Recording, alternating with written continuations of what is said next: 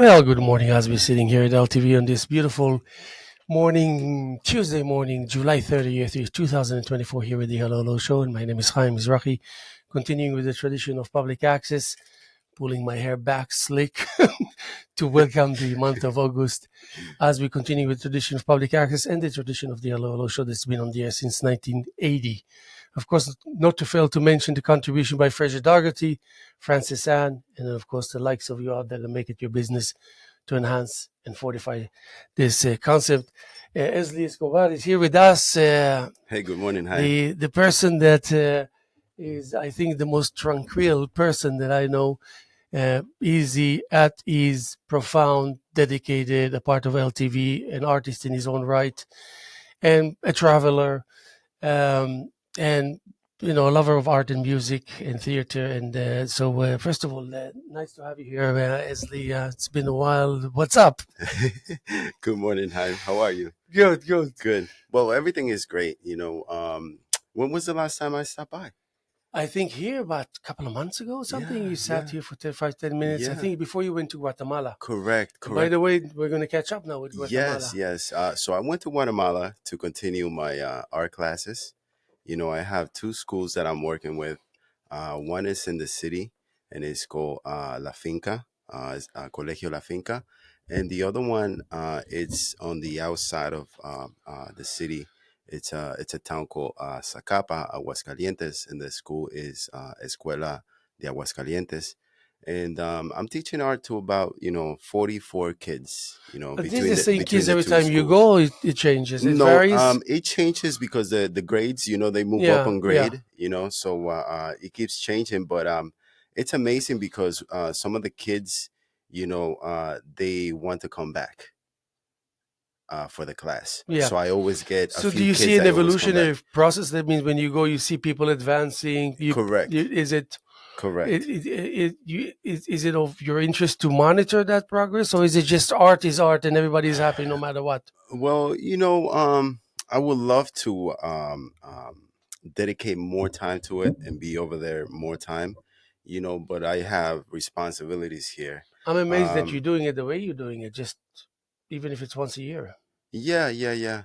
I save some money, from my work, and I travel and I try to do, these art classes.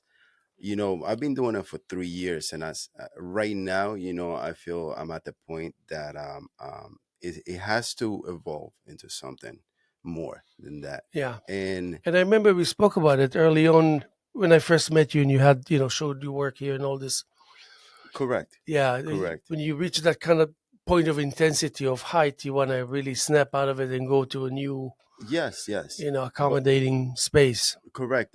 But what I mean is that I see, for example, both schools, need work. When I say work, they need desks. They need, to be painted. Maybe, some fans, you know, things like those, that got me, thinking, I need to figure out a way to get more people involved that can help me, you know, provide these things to the schools, you know. And so I'm planning to travel to Guatemala again in February. And the past years I didn't really plan it as much. I was just going because I got my own life going on, Yeah, of and course. but now I'm planning it ahead, and I'm hoping to actually bring some, I would say, real help to Guatemala this time. So is the attitude towards art universal? I mean, when you go to Guatemala and you come here, just like I go to Europe or wherever and come back, I always feel like it's a known language, Hmm. and everybody can tell a story about another person Hmm. because Hmm. they themselves are the artists. Hmm. It's all kind of understood, even if you can't speak the same language. But in the same token, there's strong differences. So when you go back to Guatemala, does it feel like it's universal? Like Oh, definitely. I mean, especially you go over there and you see creativity everywhere, everywhere. I've seen some things over there that I don't see here. you yeah, know um But you go to restaurants, you see the way they use local materials to adorn the place. You're like, wow, oh, that looks pretty cool. So different things. Yeah, yeah. The buses in Guatemala are really interesting. They're Yeah. painted. Yeah. I Oh, love yeah. it. So that the school buses here, Yeah. So yeah. So things like those, it just opens up your mind, for different things. Every time I travel, whether it's Guatemala or Costa Rica, I always see, different things, and they inspire me to come back and put those things in my art. Yeah. Hmm. So as far as your art is Hmm. concerned, I noticed that you actually doing what you said you will do. From a year or two ago when we met. Those paintings that you showed were intense. Hmm. They were like fires and sun Hmm. and waters and images and rhythm. Um, and instead of, I remember we talked about it. Instead of kind of going higher in that realm, you want to try to pull yourself out of it to something and see what you're bringing it, what you bring Definitely. in the new situation, what you come. Definitely. So, and I noticed that you softened the edges, which is very interesting. So, tell us where you stand as far as your art Do is you concerned. really think I softened the edges? A little bit, yeah. It's not a Yeah. bad thing. It's a great thing, by the way. No, no, no, no. That's because you haven't seen the new work. I'm working on something. Yeah, but I don't know. you It's know, like I'm just seeing yeah, touch and yeah. go. I think maybe that let Maybe the print that you're seeing over yeah. there. Not only That's that, not only that, just also just the way we converse, the way we yeah, yeah, interact yeah. can tell me about even if I don't really see. Hmm. Hmm. Uh, I know you have it within you. This is something that sometimes people work a lifetime Hmm. only to find out that they can not do it. Hmm. Hmm. A lot of people waste their lives completely Oh, this is my because they life. don't want to quit until they're sure that they're just not happening the way they want it to happen. Wait, what did you say? Or Quit? Quit? What well, is some that? people, yeah, no, exactly, What is that? exactly. For you and I, it's a That's not given. even on my It's a vocabulary. no-brainer for Oh people no, like you and yeah, myself. But some other people, they yeah. when they you know and I'm talking like an extension of myself early on. I was like, I really needed help. Hmm. Not Hmm. because I thought I needed help, it's because I knew that I will need help very soon. Correct. So I better get it now. Yes. It was scary. It was Hmm. like, okay, it feels like I'm gonna end it before I even start it. I know you have to go. Yes, yes. And But my apologies. Yeah, we're doing yeah, no, some and I'm installations gonna and continue telco, our and I appreciate you having interaction me. as a Yes, yes. Thank monologue. you so So much. Hi. keep us posted and thank you. And Thank again, you, man. thank you. Thank you so much. All And right, and I'll be okay, back yes, thank at you. any moment. I'll walk in here. As the Escobar is here with us, and then I'm gonna elaborate on the elaborate on the interaction that we had together. So that's good. Just to mention again that it's July 30th, year 2024, here with the Alolo Show, and my name is Haim Mizrahi, and we are indeed continuing with this tradition called tradition of public access. We have the wonderful prints by a large amount of a group of artists that got gathered with Dan Weldon with wonderful prints. There's at least five, six dozens of prints on the walls of LTV Studios. And on Sunday, August 4th, we have a whole event of fundraising and bidding online. You can, let's just get on the website, LTV website, ltveh.org. You get information. And then I'm getting ready to start hanging a new show starting August 5th. Arts by Victor Kerpel and Fanyu Lin. And it's just going to be wonderful. They're wonderful artists, they're wonderful energies, and straightforward, pure capabilities to exhibit and to show. And that's what we're doing. We're continuing with that. I have so many artists and scenarios in the making for September, October, November, December. Um, of course, I'll be sharing it with you. And things change all the way to the last minute. I always add people, always refine and reconfigure. And this upcoming show that I'm going to have at the And of course, the opening here at LTV is Saturday, August 17th, 47. But it's going to be on display August 9th to, August 8th to September 9th. So you got 4 to 5 weeks of these two wonderful artists. I'm going to be talking about them. I already interviewed Fanny Yulin and Victor Kerpel. I'm going to go for another round of interviews in order to bring to life that which is will support the title of the show, Echoes Unveiled. So that's for. And August 24th, we have a show of mine, solo exhibition at Ashwa Hall, titled Price Well. Okay? Pry, swell.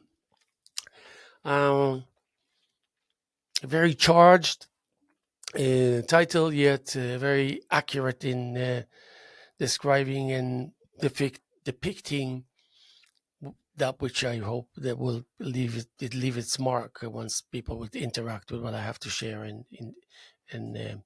exhibit. So that's going to be a lot of touch and go with music and poetry. Maybe we'll make it somewhat festive as it is approaching Labor Day. So yeah, we're busy, and here at LTV we're busy every month. Making a point to have artists of this nature and of that nature. And as I said, we have the bidding process for the fundraising that's going to take place this coming weekend, and it's actually already on display. 60 to 70 artists that worked with the printing sessions with Dan Weldon are showing their work, and I had the privilege to curate it and to hang it. It feels good. Make it a point, make it your business to show up. It's going to be a biggie, and that's this weekend, especially Sunday, August 4th, where all the activities and the music and whatnot that they had in store for that day of fundraising. Other than that, if I can just like take a little break here with I wanted to continue where I left off when Esli Escobar was here with us. That I discovered to myself that the process of in the early stages of inception, when you suddenly heard yourself declaring to yourself that you're becoming an artist, that maybe you were always an artist, but now it's defined and refined and substantiated and enhanced. So it's you announcing about you, to yourself, to your immediate surrounding. You're just sending an announcement, and then you suddenly realize the implications of it. Suddenly you begin to feel what it really means according to your new decision, the kind of changes that are going to take place, and the kind of things that you're going to have to adapt to, get used to, and even more so, really a preempt and make sense of and put it to use towards the tasks that are uh, going on ongoingly. And I love it, going on ongoingly. And so you kind of prepare yourself. You want to ask the question, or you want to seek help, not because you necessarily need it at that particular moment, but because you know you're going to need it, and sooner than you think. Nothing wrong. I didn't know that when I first started, so I couldn't approach a friend saying, I need your help, without defining that there is actually a problem, but just maybe aiding in order to prevent as much as possible from problems and troubles to show themselves in front of me, even though to a certain degree it's always going to be there, and we don't have like complete control over Mother Nature and the nature of us within us as um, um, so yeah, I think that Steve Ram, my good friend, God bless him, I love him, I appreciate him, I respect him, a friend for many years, 3 decades. That's a lot. If you know Steve Ram, you know that 3 decades being his friend is not an easy task. I didn't say that it's an easy task to be my friend, but anyway, I respect him. I commend him. I'm allowing myself to be belittled by his technical ability and also his vast knowledge, intelligent, sensitive, and then of course all the other bad things that I can talk about. But I love him dearly. But anyway, in the early days, I did go to him. I did. Steve, if you're listening, you know what I'm talking about. I used to come to him, and I because he was a good friend, not because I thought, okay, I have the question, I have the wondering, and he will give me the answer, which I knew that he will because that was his nature. How many people do you know that in their lives they have someone that they can go to and say, "Hey, listen, that's where I am," and have a chat and interact, and realize that you're understood by this person with all the amount of intensity that it involves, and so it was a big deal. Those little things in life that make a huge difference. This is one of them for me. And I remember they used to tell me that there is a way to translate disciplines, especially the disciplines, for example, the other artist in this case, Steve Raum, as an artist, as a friend, can talk about it. He talks out of a level of conviction because he spent hundreds and hundreds of hours in front of paintings and ideas and compositions day in and day out. So suddenly he will tells me, you need to find a way to translate from your ability and from your approach and attitude now into the just about process that's going to appear and become and expand and whatnot. Yeah, uh, and even more beautiful to approach it an hour earlier. That's not what he said, but he said it in other words. And you're better off showing up early and even if it's quite a ways from day of delivery, still you'll have it ready weeks earlier. It won't hurt. It's actually a good to review. It's a self-reminding mechanism that if you read your own writing, you don't need to read it more than once or twice, and it's completely synced with the uh, receptive surface that happens to be just porous enough, solid enough, tender enough, and so much more.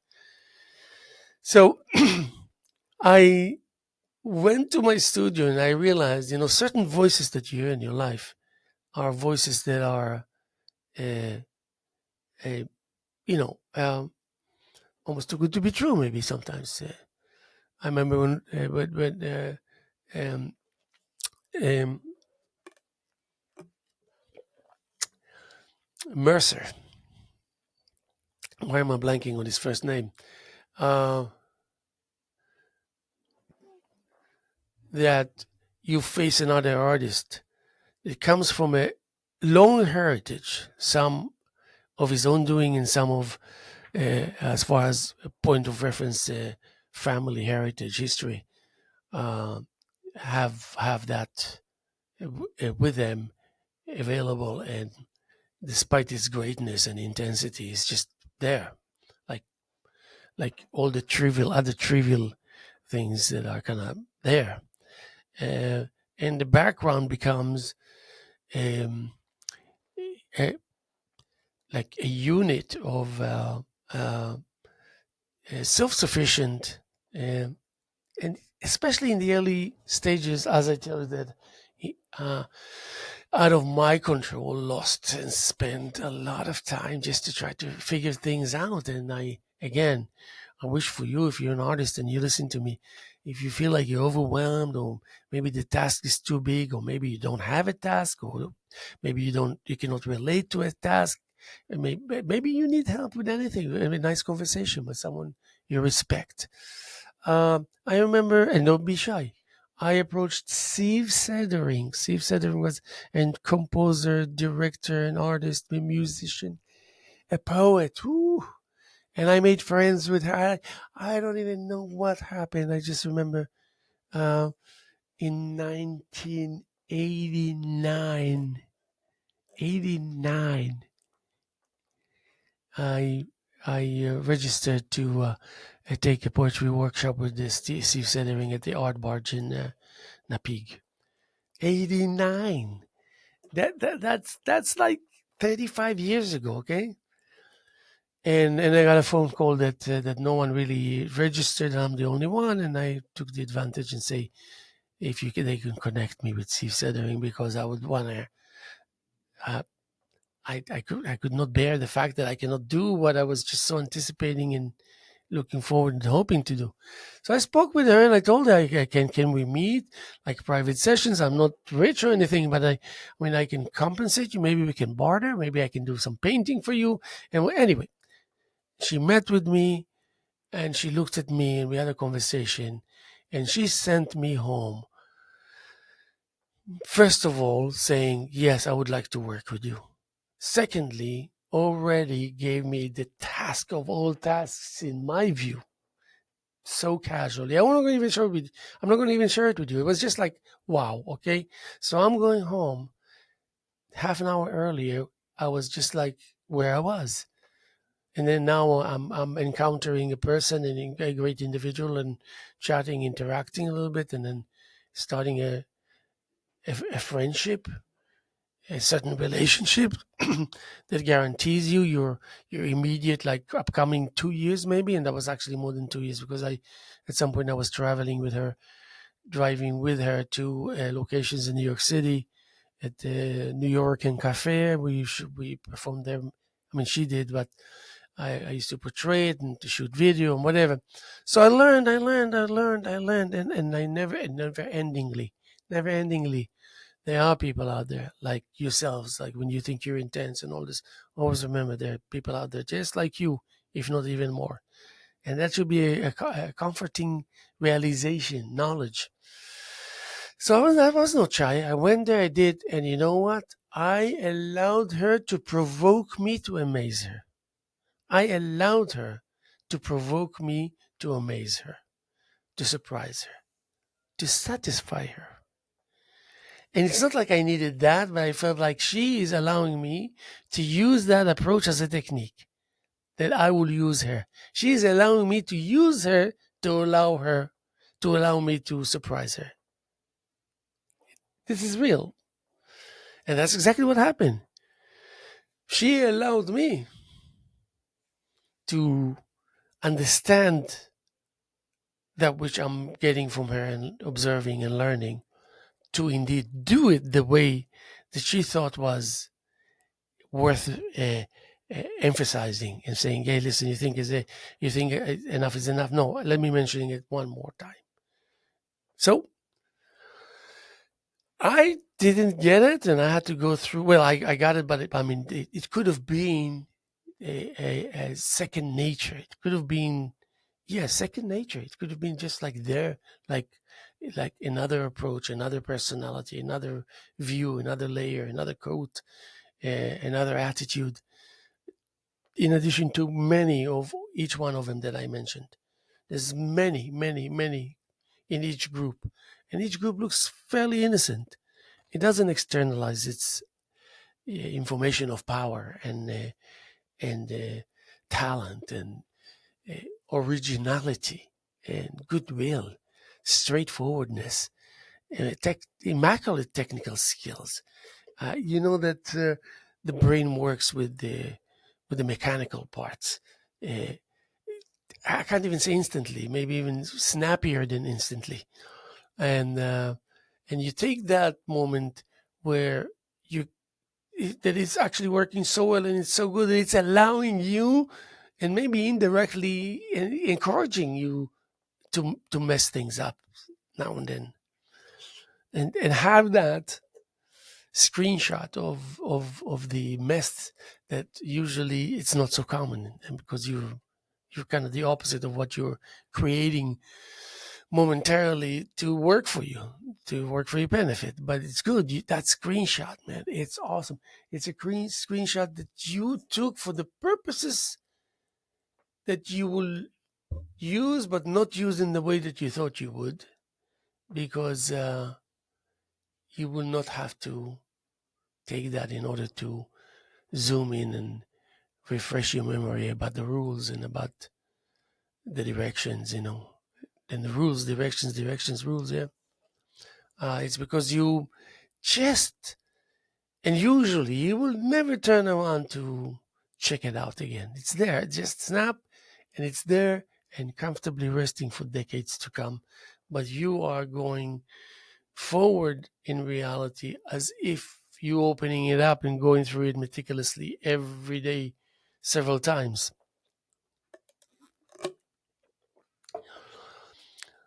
At the end of the day is obviously it's got to work to benefit you and how to make the intense day and the intense processes, intentions, techniques, applications um, will amount to be something late night that you say, okay, I do have that when I go to my studio. Every time I go in and out, whether it's I go in and then I go out and don't come back until the next day, or maybe I go in and I go out just to grab some coffee and 10 minutes later show up again.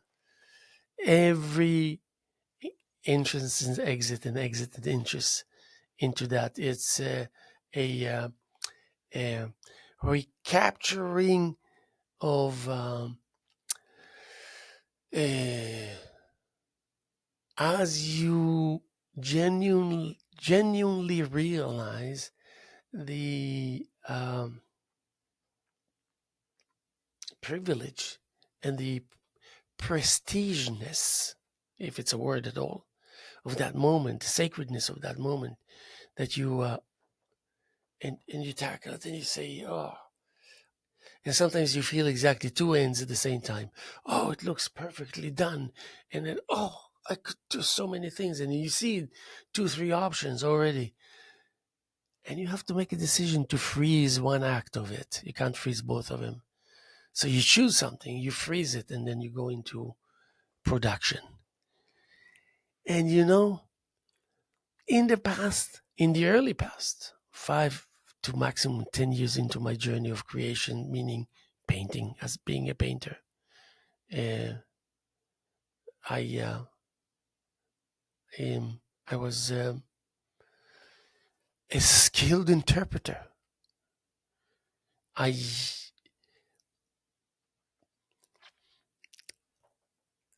I had to go through some painful surprises early on, where because I was so busy trying to figure out. So that's what artists go through, because it was a first for me and it was a surprise.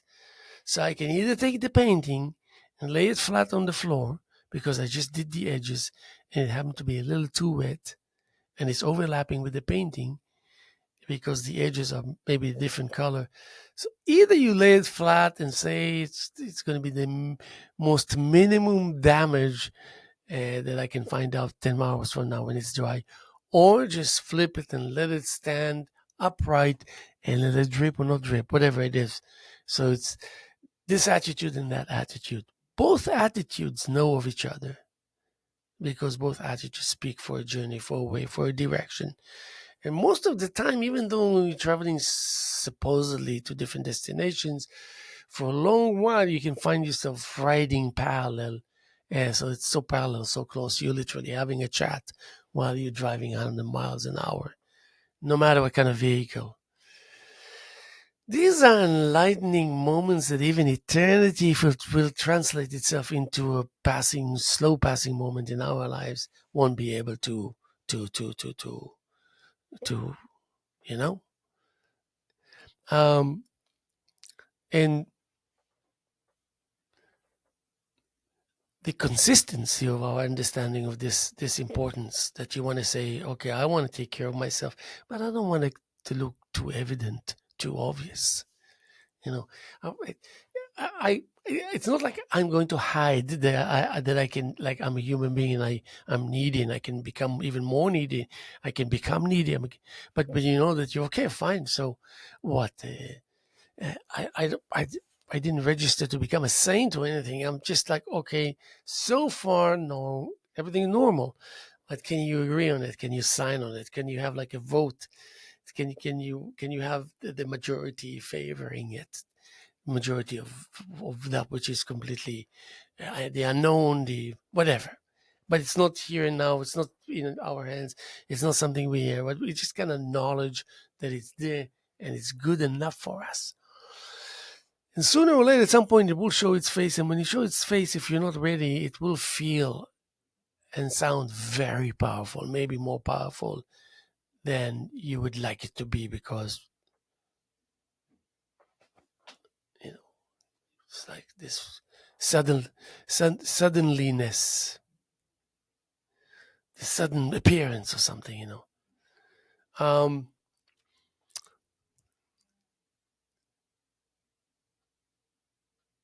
and so every little layer that I mentioned and I spoke about, actually, if it wasn't going away and dissipating into the thin air, even though it took place only 20 minutes ago, then you can always count on the fact that it will show a desire to come again and be a part of the live action, a minute, an hour, but just to be a part of it. So if that works, if you know that it works well when those items return to visit on their own behalf, on the behalf of their own decision making process. Now that's success triumphing. That's conclusive. That's friendly. That's accommodating. And it's all you're doing is because no one is here. I left the studio. I came back. The musical instrument is still there. The canvas with the brushes and the thing, just as I left it, nothing moved. Never did I came back to my studio and then I heard a recording that I did not record the night before. And then I see a few more layers on the painting that when I left it wasn't there. It never happened. I don't anticipate for it to happen. And even if it will happen, it will be so weird that I wouldn't even consider that it's weird. I will just say that, okay, I will be amazed for a second and back to the usual business. How do you transfer and export it is easy enough, maybe as much as it is difficult, but how to make it last? How to get to a point where you don't have to that you won't have to give all your information every time you want to make a payment online or over the phone, but you can do without as if you did with. That you will do it without, and the system will be absolutely compatible with understanding how you feel and what you think and approve it. No questions asked, no discussions. You're already on at the next stage. Next stage, next step. You might as well say worlds away, worlds away instantly. So some people argued to me for the sake of certain things that we said about um, what is it that the Almighty cannot fathom or realize or tolerate or lift or evaluate. And so he's saying, so they said, what can God create a stone heavier than his ability to lift? Uh, and then you say, if you ask this question in the immediate territory where the God of God is residing, then this statement is utterly ridiculous. Maybe question, wondering statement, somewhat of a statement, somewhat of a wondering and a question. Um, so I feel comfortable with understanding that, if you strip this whole idea of trying to figure out who we are, what we are, where we're from, why we are, what's here, what's after, what's before, and all this, uh, and then you can definitely agree that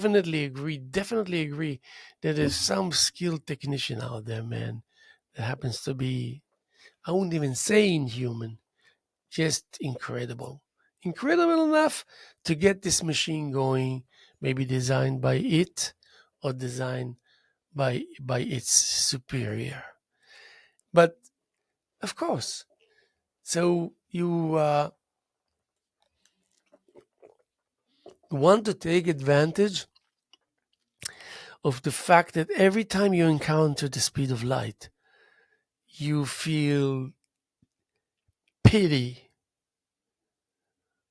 for that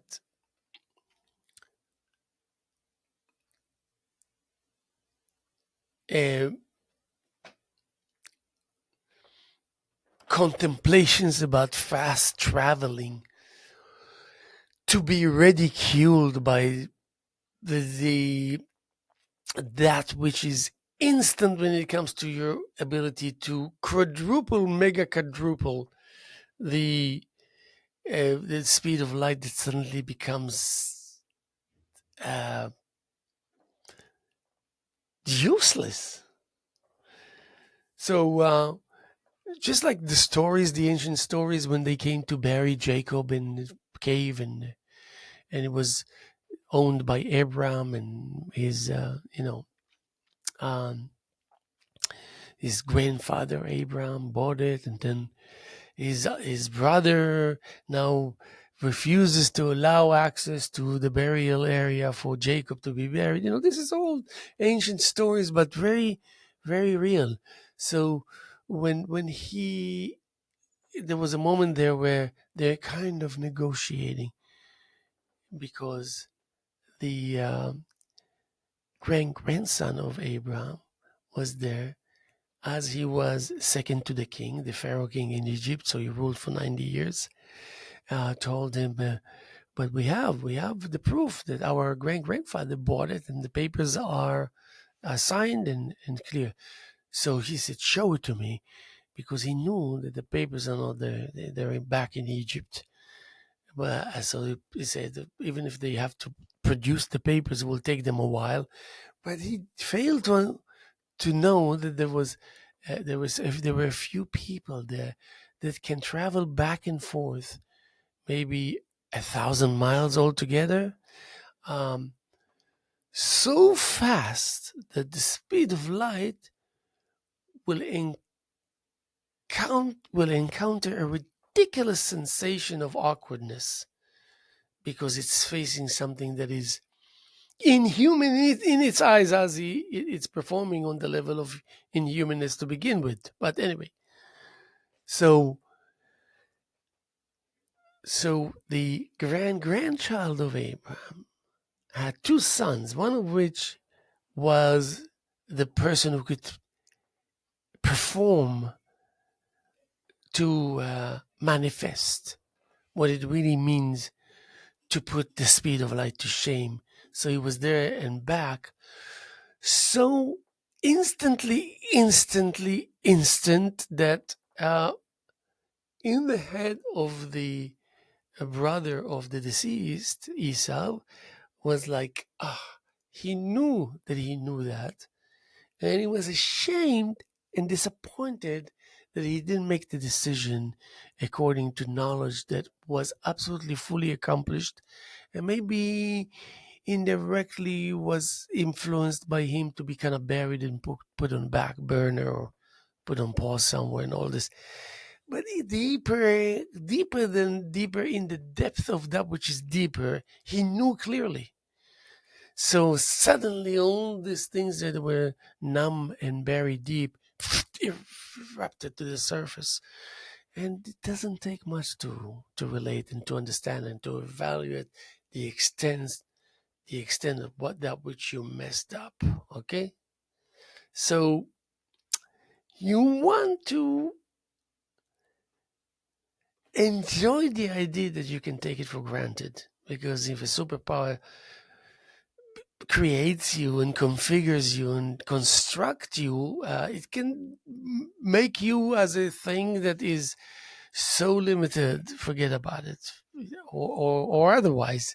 But here, the source itself says, I am generous. I leave a part of what I am all about, not of who I am, what I am all about in in that flesh of commitment, the zone of commitment, territory of worshiping and believing and admiring and practicing, and everyone places a prayer in his own demeanor and deep understanding of where where it was initiated.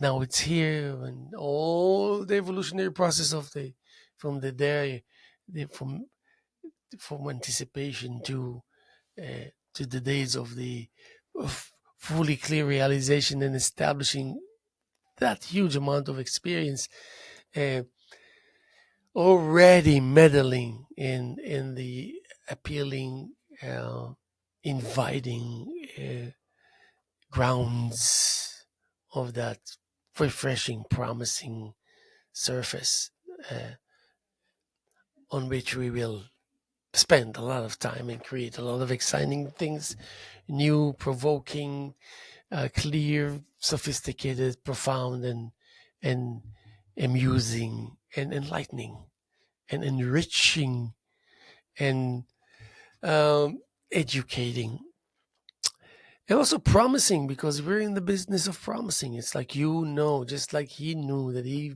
messed up, but it was too late, because the ability that was granted on behalf of this extreme, ultimate uh, uh, guarantee, promise, and therefore devotion, and sticking with the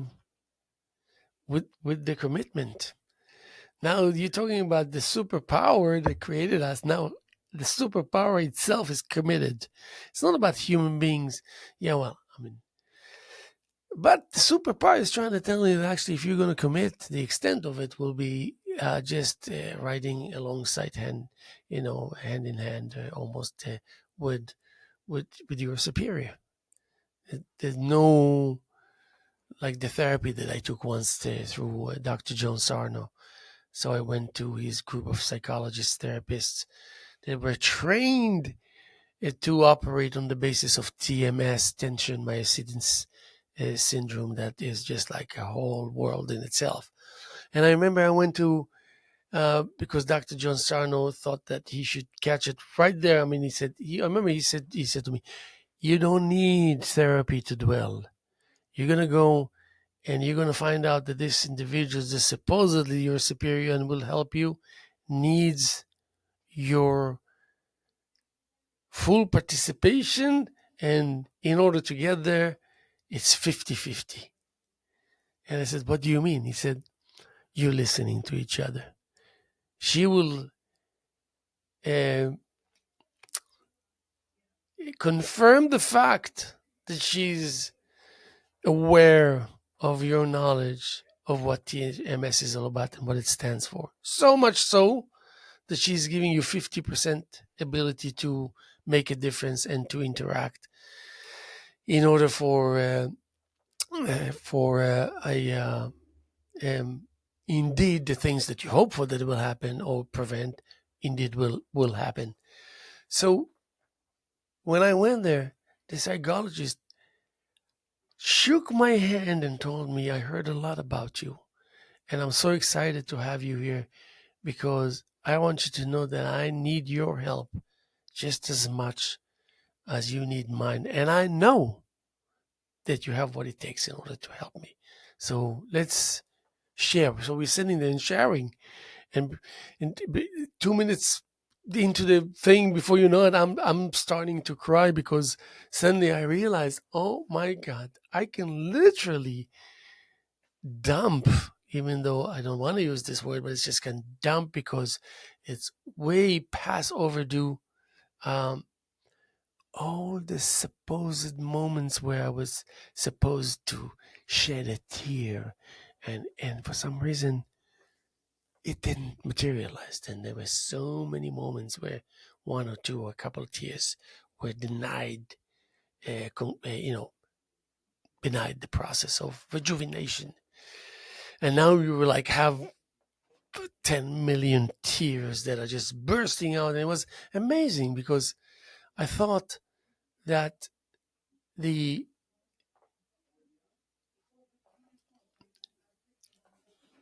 fact that I heard that statement from that individual, belittling himself or herself to such an extent, humbled me, and fortified my already deep understanding of what it's all about, and suddenly realizing, well, this, if I thought a second ago this was true, this, this now it's the most truthful of that which is uh, uh, true to its uh, true nature, something like that. And I'm not exaggerating.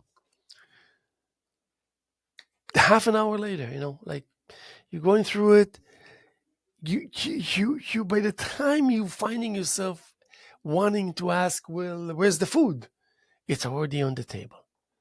It's already on the table. You said you say, "Oh, wait a second, but the food is already here." And then you look, indeed it's there. So you know at that point that um you have already entered and have already experienced the first encounter with um, what greatness is all about and what it should feel like, if and when you start contemplating that indeed you are going through that process uh, a, of engraving that which you used to not too long ago just write with a pen on the paper, engraving on the surface, because you want to tell the story through a revived old, maybe I don't know if I should say doubt, but wondering just for a little too long, longer than you had to, and then it became a problem, and you want to find a way to help it dissipate, because you know where you're going to meet it once it supposedly disappears and dissipates, and if that happens, you going where you need to go, where you know that you need to go, and you come together, and then you conspire to create all this goodness with what you're not even sure. You're not in the business of wondering about identity when you encounter and wheel and deal and experience out of this world energies and so much more. No. uh, I mean, now and then you can kind of fail a little bit, or I don't know, have an accident or whatever, but usually it's just safe and straightforward and balanced and all is good. The issue resides within the soft substance that is within that, whatever you can say, seed, yeah, that happens to be very small, but yet more than enough to store all the information, whatever it is that you have in mind or at heart. There. So now we enter an era where you still have to wonder where you're going to get the help from, especially if you embark on a journey that involves saying, "I'm an artist and I write poetry and I play music, and now I have introduced myself to paintings, i.e., brushes, paint, canvas, i.e., compositions, i.e., colors, i.e., proximity, i.e., placement, i.e., shadow and light, i.e., caring for details, i.e., ignoring details, i.e., um, expressing con- um,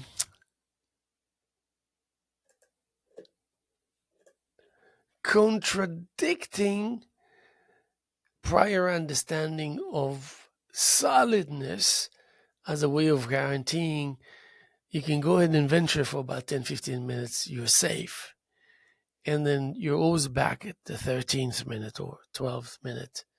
And there's an understanding of that uh, capability and opportunity to visit zones that are just, I don't know if I should say mind blowing, because it's just too little to describe the encounter there. But you never lose sight, because even if you travel and you can travel to the as close as possible to infinity and to that which never ends, to proceed and to push forward, um, You always want to come back with the ability to be enlightened and actualize and utilize and take advantage of and benefit from that which you recollect. How are you going to, what is it exactly you're going to do in order to preserve and to guarantee that this image won't be deleted? One image on one source, no cloud, no nothing, went there. And so, of course, the next dozen, two, three, four, five, 10 dozens of painting, 120 paintings, uh, and sit with people that are capable and understanding, that doing their own, performing their own intensity. And you look right and you look left, and nobody wonders.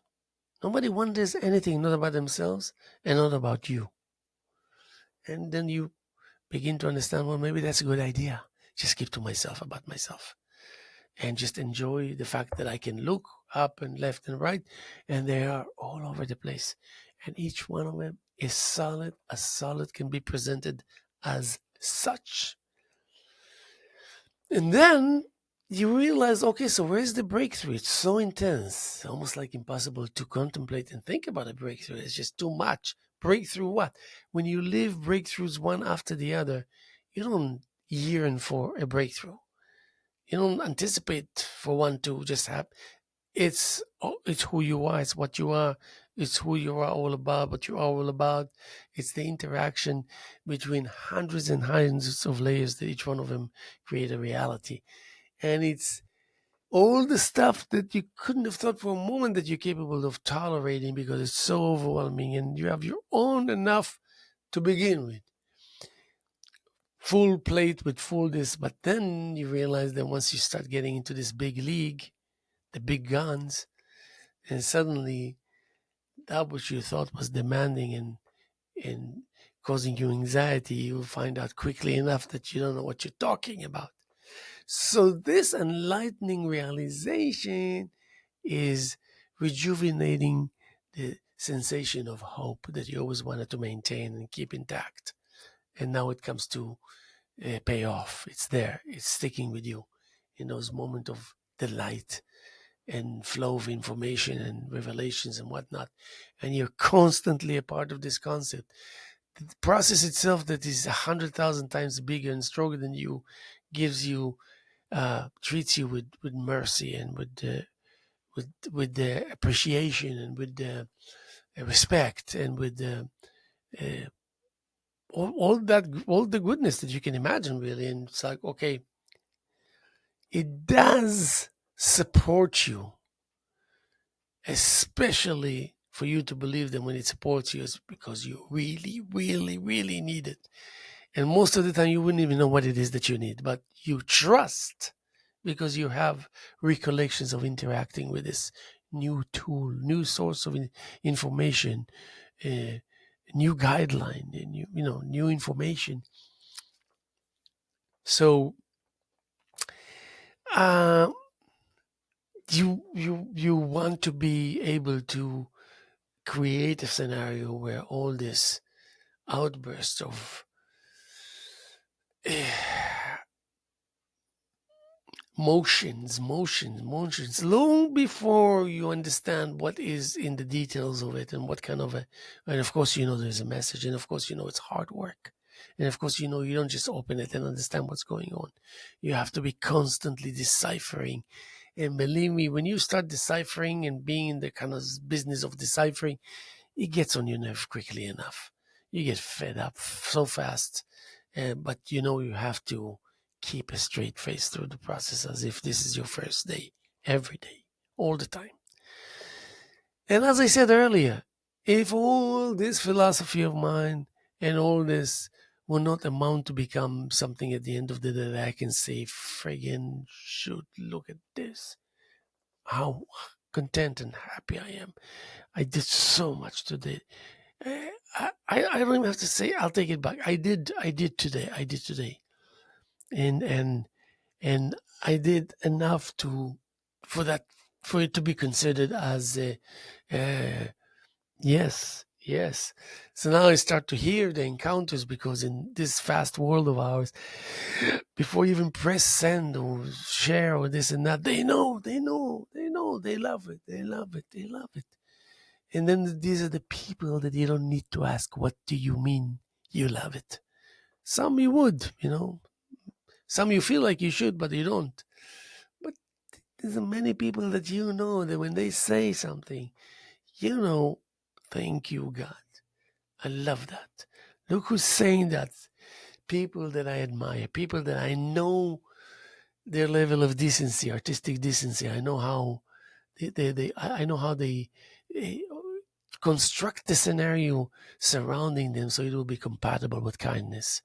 And at the end of the day, also will not be realizing that we deprived someone or robbed someone from what was his or hers, or even if we ended up doing it, when we knew that the right thing to do is to try and repair and ask for forgiveness maybe, and give a second chance, and learn something and apply that lesson that you learned, and make sure that the world knows it ASAP that indeed, yes, yes, I did many things in the past with people I hardly knew or just met, and then I realized that an hour later, what stupid thing was that to say?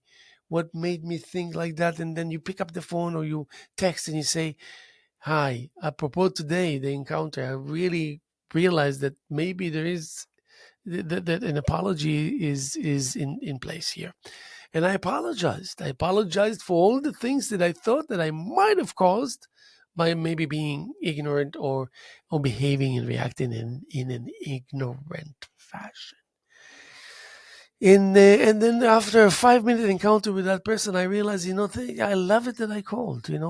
Suddenly I discovered also about this person that I kind of know that maybe I don't know, and was refreshing to in the process of the other person saying, no, no, no, please don't worry about it, it's all good, this, that. And then you're realizing, okay, whatever it is, you said it, it's on the record, you want that, it's important, you don't want to hurt people's feelings. And sometimes you feel like, oh, God help me, I'm gonna whatever. But then half an hour you say, thank you, God, for giving me the patience, because I feel completely different now. You know, those that I say, "Oh, I feel like slapping you," and then the half an hour later, I love them to death. I admire. Look, beautiful people, beautiful women, men, women, this, up, down, young, old, everybody, beautiful. So at the end of the day, when you look, you know, you you know that you're understanding with yourself that actually quality and quantity is quality. And then you have to set yourself up in a place where if the question comes and say, why do the world will tell you, why do you have to rush? Why are you going? Why so many paintings? Why do you write so many poems? Why? Why? Why do you keep on playing the same technique, the same exercise on the drum over and over again for 50 times?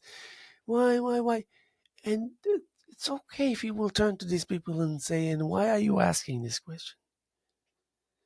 And believe me, the proper answer to why you're asking this question should take longer than you think. So if anybody is giving you a quick on the spot answer, you know that it's not the answer. It's not acceptable. So anyway, why do you care how long it takes this artist to paint this painting? Make your case. You can say, because I want to know, because I know I love it and appreciate it. But I want to know if if and when the artist will be willing to tell me and share with me how long took him, and maybe by doing so add some information that at first you wouldn't think that would come out of his or her mouth. Now that's working for humanity, for working for the world. So you can answer immediately to a person that asks you, how long does it take you to this painting? You would answer, I'm so glad that you asked this question. Come on, you have 10 minutes to spare? I'll tell you. And you start a discussion. heart to heart. A month ago, when I started this painting, I had so many plans and so much hope and promise that indeed something great, unusually great, because I create great things, I know, but I want unusually great will happen. And I'm like full of anticipation. And in the first series of half a dozen applications and colors, I realized that I'm in the early fresh beginning of a battle. And that battle is like telling me, enough with your nonsense, enough with these colors. You keep on repeating yourself with these colors over and over again. You keep on doing the same over and over again. You know, pick up different colors for God's sake. Put this aside. Keep two only. Keep the white and the green, and go venture into the oranges, into the light shades of blues and greens and purples and whatnot. And after these six applications, I resisted the temptation to take too many images, as to when before I would take document it like religiously, but I felt like I need to create a language that will take us a little further away than I'm used to. So I can't find myself documenting it obsessively. It's too much work. So because I know better than not to add too many unnecessary tasks and to preserve my energy, because that energy needs to eventually go to where it really, really, really, really, really, really, really, really count. So I know better. And then after I heard those sensations pleading with me and saying, okay, enough, put it aside. Look to your left more. Do something different, for God's sake. And then the next about 10 layers was aggressive with um, acceptable, polite anger, aggression, that I just want to complete this task. Why? Because I decided. Why? Because I think that this is going to set the record straight. And 10 layers later, which now you reached 16 layers of whatever it is that you remember or don't. And still I'm maintaining not to take too many pictures and images. We're good to go. So now I'm going to talk to you about the time that things happened while I was away from the Kansas related to the canvas, to this piece that you're so interested in knowing how long it took me. And for about a week, I couldn't stop thinking about it. I couldn't stop thinking about why it's not ready now. Why can I not accept it as good to go? And that week was enlightening just as much as it was devastating creatively, technically, because when I went back to say, yeah, well, I know better now. I know better that so much so that I can decide and actually start right away, this second, not 5 minutes down the road, right away. And you, as I'm talking to him, I'm explaining to him, you get to a point where there's just too many choices, too many potential ways to go about it, for God's sake. Too much information. Yes, I like 1,000, but not 110,000. Yes, I like that intensity of red, but not five different kinds of deep reds and maroons that come together to manifest something that you could do anyway. Reduction of that intensity. Too much information, but not in a cliche way. More in a way that can be translated and related and understood through already existing established experience. So now you're talking about into the beginning of the fourth week, that I would say typically will spend 17 to 25 hours a week, getting to a point where I need to be bold. And then I realized, why do I need to be bold if I'm always bold? It's because it's good to reiterate in this case, so there won't be any change of heart or any like messing things up, at such advanced stage of the process. So you, I want, I want to exercise recklessness, and by introducing bravery, courage. Yeah, yeah. Maybe I, maybe it's bravery because bravery is haste. You don't think, you jump into the fire.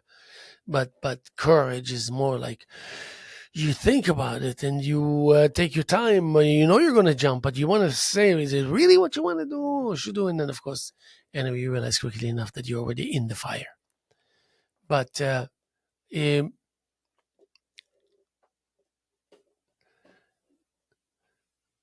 so I borrowed from the world of transparency, manipulation of pigment in such a quick, light, easy way.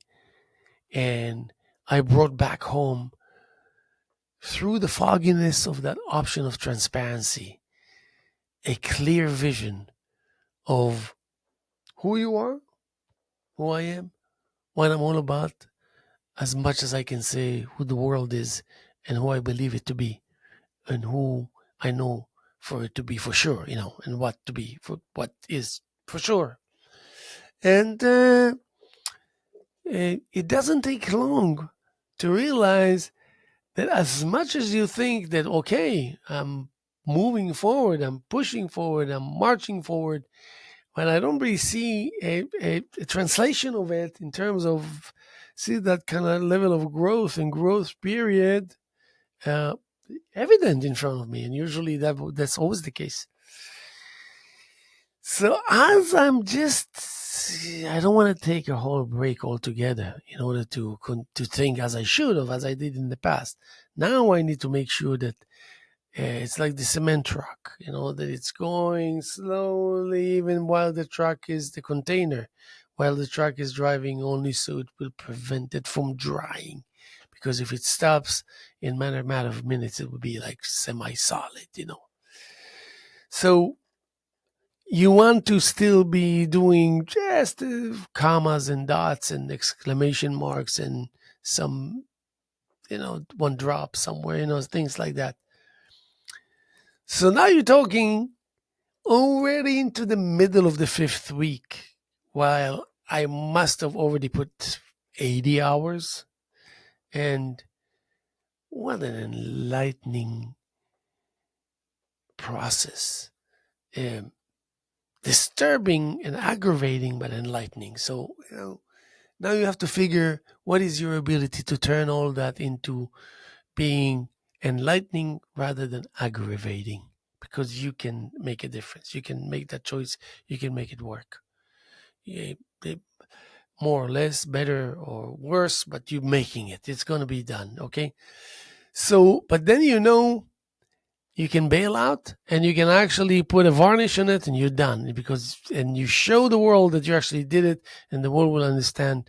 Oh, even though it sounds prematurely, but I like the fact that he put a cap on it only because he's in charge. And he already proved to us by what, about 30, 32 layers already, that he knows a thing or two about layers and placement and proximity and composition, composition. But it depends where this feeling will catch you, what stage you are, and what location you are on the canvas, on the storytelling process. And it can go either way. But now that I'm answering you, I can already tell you that the end of it will be that I was to tell you that I'm just now, by the way, after I accomplished about 40 to 50 paintings relating to that, I'm venturing into um, the complete abandonment of that attitude that governed me in the process of creating or being involved in creation of certain things that I mentioned and that I exhibited. But now I'm on a quest and on a journey uh, to release all of that, these qualities supposedly, because it's the only way to give up on some privileges and choices. Don't want don't want to close my eyes as suddenly 15 to 55 new wonderful good ideas come to the surface. No, no, no, no, no. Torturous. It will always end up being that. Hey, only you can tell them when enough is enough and what you can do with and what you can do without also.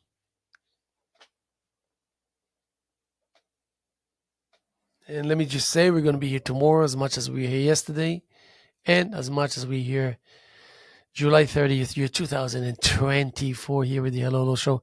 And my name is Haim Mizrahi. So much more to come and so much more to encounter and experience here in East Hampton, LTV, Wainscott, New York. And of course, just art and art exhibitions and involving in art is so much needed and so much uh, a blessing in our lives. Thank you for your patience. We'll see you sooner than later.